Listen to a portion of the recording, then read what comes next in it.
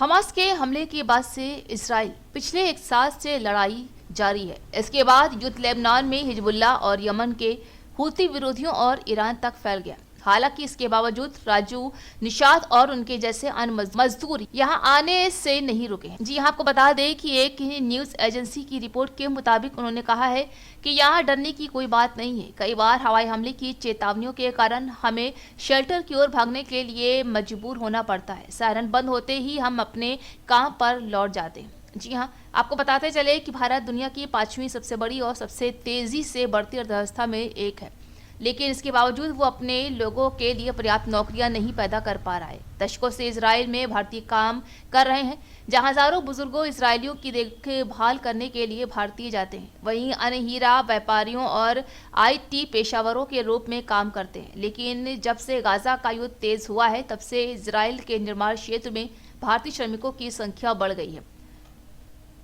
अब सवाल ये उठता है कि लोग अपने घर से हजारों किलोमीटर दूर इस खतरनाक स्थिति में काम करने के लिए क्यों मजबूर हैं। जी हाँ, आपको बता दें कि इजराइल में उच्च आय है, जहां कुछ श्रमिक अपने देश में मिलने वाली आय से 3 गुना ज्यादा कमा सकते हैं। यही कारण है कि लोग यहां जाने को तैयार हो जाते हैं। पिछले एक साल में 16,000 भारतीय श्रमिक इजराइल पहुंचे हैं, जहां इजराइल और भी हजारों श्रमिकों को लाने की योजना बना रहा है। निषाद कहते हैं कि मैं भविष्य के लिए पैसा बचा रहा हूं, समझदारी से निवेश की योजना बना रहा हूं और अपने परिवार के लिए कुछ अच्छा करना चाहता हूं।